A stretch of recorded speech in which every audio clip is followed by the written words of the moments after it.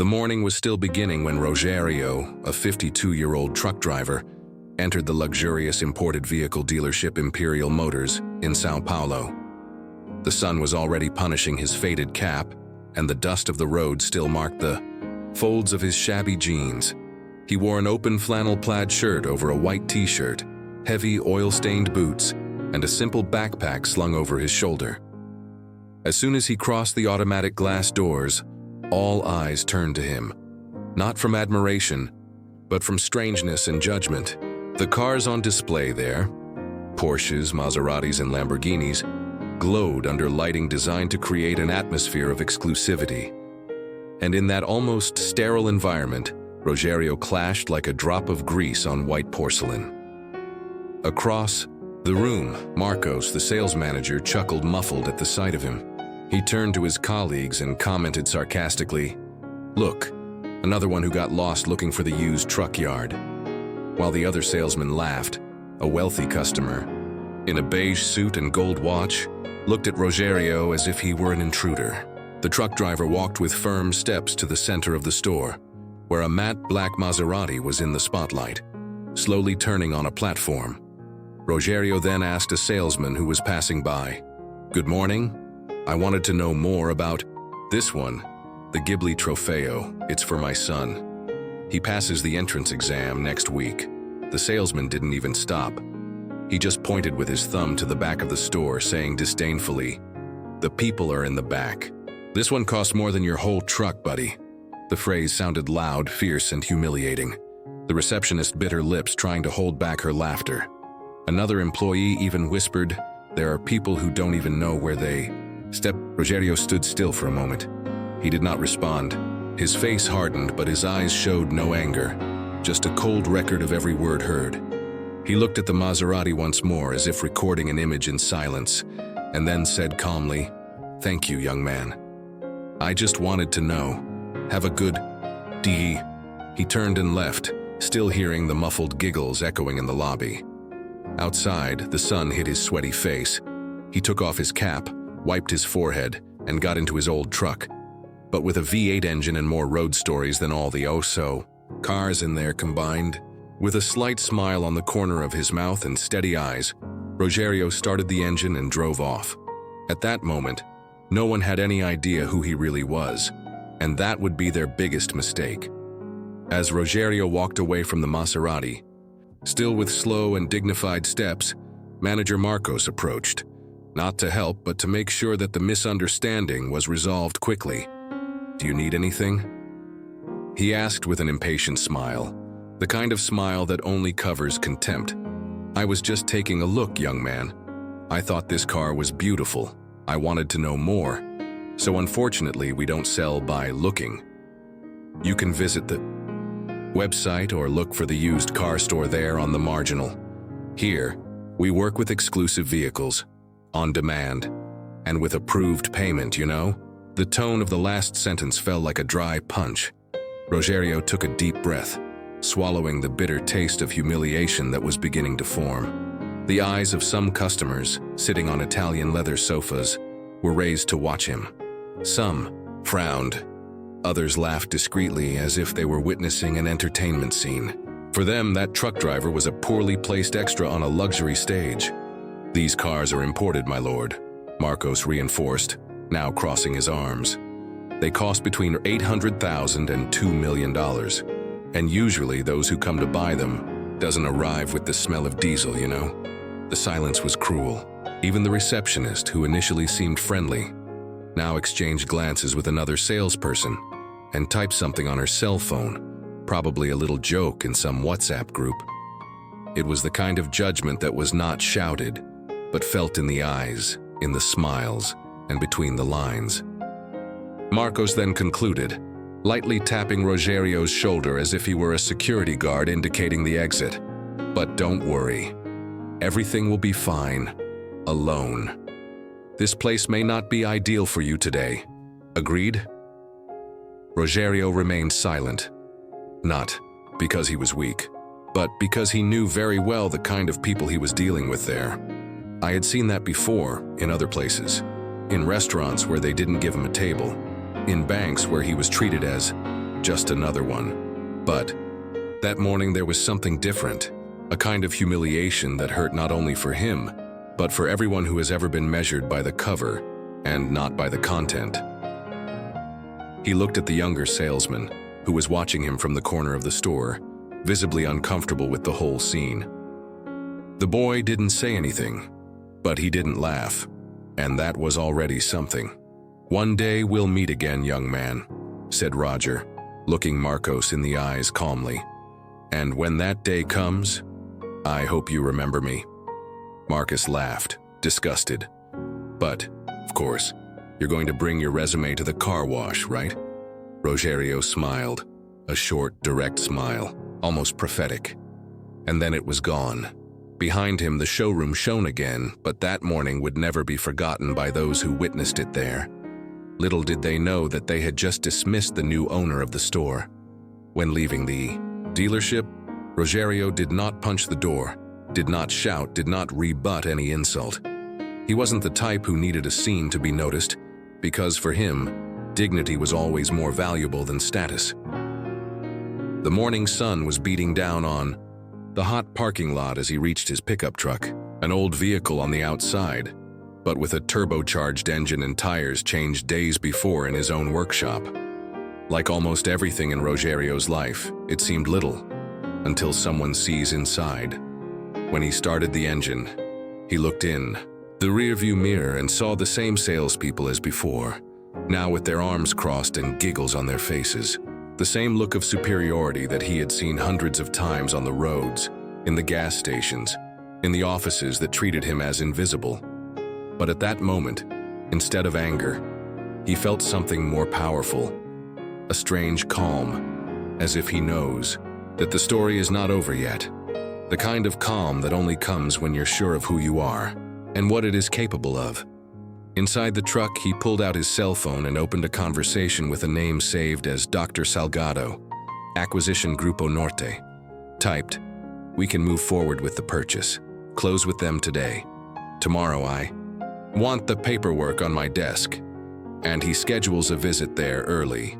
Soon came the answer, "It is already being finalized. It will be a good investment." "Do you want me to go with you tomorrow?" Rogerio looked ahead. The gate of the dealership slowly closed behind him as if marking the end of a chapter. "You don't have to.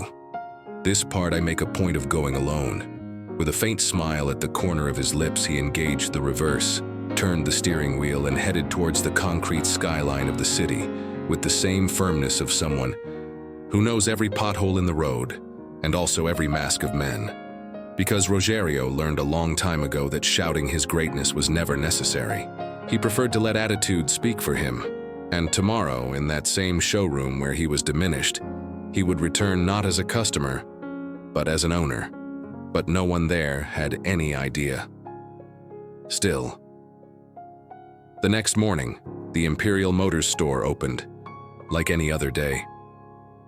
The showroom shone impeccably under the white light of the floodlights. Luxury cars spun on platforms, and the smell of new leather and expensive coffee filled the room. The salespeople were getting ready for another day of service, or rather of silent selection of who deserved attention. Marcos, the manager, adjusted his tie in front of the smoked glass mirror. His speech about filtering potential customers still echoed in the team's minds. The trucker episode of the previous day was already an inside joke. "I bet he didn't even know what an automatic transmission was," commented one of the salesmen. "More lost than GPS without signal," replied another, laughing. It was at that moment that the sound was heard, a powerful engine roar, unlike any other car in the yard. A full-bodied, imposing sound, impossible to ignore. All eyes turned to the entrance, a brand-new dark blue Stork truck parked right in front of the dealership. What about him? 3 supercars, a Lamborghini, a McLaren, and, ironically, a matte black Maserati Ghibli, just like the one Rogerio admired the day before. The driver got off, turned around, opened the passenger door elegantly, and out of it came Rogerio, now in clean dark jeans, dress shirt folded up to his elbows and polished boots. Still the same man, only now he carried presence. The receptionist widened her eyes. One of the vendors dropped his clipboard on the floor. "It can't be," murmured Mark. Rogerio entered with firm steps, looking around as if recognizing his own terrain. And in fact, he did. Hours earlier, he had signed the documents that made the purchase of Imperial Motors official, becoming the majority partner of the group that owns the chain. The investment was made through the holding company that he built himself, the result of 3 decades in road transport, with routes that crossed the entire country, and a sharp mind for business, even without a degree. The silence in the ice store was absolute when the old manager approached, completely embarrassed. "You, sir, returned?" "Yes, I did. Now by appointment," Rogerio replied with a slight smile. And with one more small detail. He held out a brown envelope. "Purchase documentation. As of today, this store also bears my name." The envelope fell into Mark's trembling hands as if it weighed tons. The manager's mouth opened, but no words came out. Roger then looked at the younger salesman, the only one who hadn't laughed at him the day before. "Do you have some time to show me that Ghibli?" The boy, still in shock, shook his head. "Of course, sir. It will be a pleasure." Rogerio looked around, seeing the astonished looks of the team, and concluded, "You underestimated me yesterday. And that's okay. Life teaches. But now I am the one who teaches." And with that, the store's energy turned upside down. The humiliated truck driver had returned, not to avenge himself with shouting, but to teach with presence. And that would be just the beginning. The entire showroom was still in shock. The man who had been chased away yesterday like an intruder now walked with the firmness of one who not only belonged to the place but commanded it. Rogerio slowly turned to Marcos, who was still holding the envelope with the purchase documentation. But now, he seemed to cling to it, as if it would prevent reality from collapsing. His eyes were glazed, his forehead sweaty. "Is this a joke?" he tried to argue, his voice cracking. "It's no joke, Marcos," Rogerio replied calmly. "I am now the new partner owner of Imperial Motors. This acquisition is part of the expansion of my logistics company. Strategic investment and symbolic." Mark took a step back. He tried to recompose his tone. "Sir, if there was any misunderstanding yesterday," Roger interrupted him gently but firmly. "Misunderstanding? No. You were clear. He treated me like garbage because he thought I had no money. Thought appearance defines value." A heavy silence spread like smoke. Curious customers had stopped looking at cars and were now watching the scene carefully. The receptionist lowered her eyes to the floor. One of the vendors discreetly walked away. "What if you were right?" Rogerio continued. "If I were just a truck driver? A father trying to give his son a gift? Would that justify disrespect?" Mark was speechless. The mistake here was not thinking that I couldn't buy it. It was thinking that I didn't deserve respect. Rogerio turned to the other employees. "Yesterday, none of you knew me, and even so, they thought they could measure me by the dirty road clothes, the faded cap, by the sun-scarred skin, and they judged me as if it said everything about me."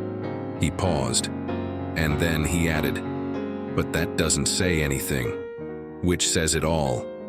It's how you treated someone without knowing who they were." It was then that Lucas, the younger salesman, the only one who did not scoff, approached cautiously. "Mr. Roger, I thank you for not putting me in the same bag. I'm happy to be here." Rogerio smiled. "And that's why you'll now be promoted to service manager. I want someone who knows how to look into the customer's eyes before looking at the clothing label." The reaction was a mixture of surprise and relief. The other employees exchanged uncomfortable looks. Marcos, pale, still held the envelope. "What about me?" he asked finally, without arrogance, but in a low, almost fearful voice. Roger approached, looking him in the eyes. "You're going to stay, but on one condition. He will be a volunteer in the social project we are creating with Imperial Motors. You will meet people who fight with dignity, You will learn to recognize value where before you saw only what money can buy." He paused. "This is not revenge, it's education." And with that, Roger turned to Lucas and said, "Now, let's close that purchase. Ghibli goes to my son. He passed the entrance exam this morning. Mechanical engineering. I always wanted to work with cars. It looks like it's going to start from the right place." Lucas smiled. Customers applauded quietly. And Mark, standing there with a devastated expression, understood, perhaps for the first time, what it meant to lose the game not because of money, but for lack of humanity. The weeks following the purchase of Imperial Motors marked a true revolution within the company. Rogerio did not arrive to take revenge. It has come to change. He knew that the most powerful way to transform minds wasn't with punishment. It was with exposure to reality. Not to the reality of profits, but to that of people. To stories that do not fit in brands or registration forms. That was how he announced a new policy within the concessionaire. All employees, including managers, should mandatorily go through a bi-weekly volunteer program in partnership with a professional training institute for young people from the periphery. More than that, the luxury cars would remain there, yes, but next to a new wing of the store, where more affordable vehicles would be offered with fair conditions for those who work hard and dream big, as he once dreamed. And the first stage of the new program was symbolic. Marcos, the former manager who humiliated him, started to attend a social project in Grajaú every Saturday, where he taught notions of the market and service to young apprentices. At first, he was reluctant, embarrassed, shifted, but something has changed. On one of these Saturdays, a young woman named Giovanna, 17 years old, asked, "Young man, why do you work in such a fancy place if you don't know how to listen to simple people?" The phrase entered Mark's chest like a key turning on a locked door. That same day, he did not return straight home. He stopped in the middle of the cable-stayed bridge, looked at the horizon, and understood that for the first time in his life, someone had confronted him not for status, but for truth. At the dealership, salespeople were instructed to greet each customer with the same standard of attention, regardless of their clothes, the car they arrived in, or the way they spoke. Lucas, the promoted young salesman, proudly led the training, and he made a point of leaving a phrase from Rogerio stamped on a sign near the reception. Here, respect comes before the sale. The store, once a symbol of silent elitism, became news for another reason. It became a reference in humanized service in the high-end sector. And Rogerio? He never sought the spotlight. He continued to leave at 5 in the morning with his truck to visit one of the branches of his logistics group. But now, with the peace of mind of knowing that he left a legacy that taught something that no college or bank teaches. Humility is not the absence of success. It is the presence of character. A few months have passed since the day Rogerio turned humiliation into opportunity. But he never saw that story as a revenge. For him, it was just the beginning of a mission to transform not only a company, but Duinset.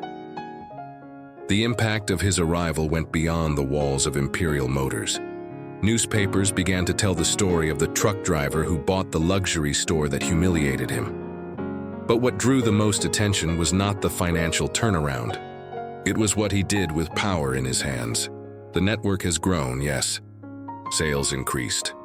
But Rogerio didn't talk about it when he was interviewed. He preferred to tell about Tiago, the son of the cleaning lady who, after winning a scholarship through the company's new program, began to study mechanical engineering. The same course that Rogerio's son took, or Marcos, the former manager, who now proudly led the inclusion and training sector, and who asked to continue as a volunteer in the social project, even outside of working hours. Or even Giovanna, the girl who disarmed him with an honest question and who, months later, was hired as a marketing intern at Imperial after presenting a campaign about invisible customers. The store started to hold events open to the community, career fairs, service workshops for young people from the periphery. The company's image is no longer associated only with luxury and status. and has come to be recognized for something much more valuable: humanity. One night, Rogerio was alone in the yard of the dealership. The showroom was already closed. He watched the reflection of a new car's headlights in the window, drinking a coffee in silence.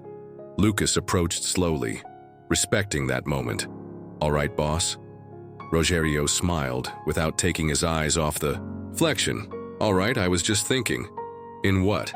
"How it all started with a joke about my dirty boots, and it ended with so many people cleaning up their own vision of what true value is." Lucas smiled, understanding every word. On the wall, the store's new slogan now emblazoned a phrase written by Rogerio in his own hand. "True luxury is treating everyone as if they were millionaires, because respect, my friend, it costs nothing, but anything goes." And in that moment it was clear. The true measure of a man's wealth is not in the bank account, but in the impact he leaves on others. Rogerio didn't just change one store. He changed a culture, and it all began with silence, dignity, and a man who refused to be defined by the dust of the road.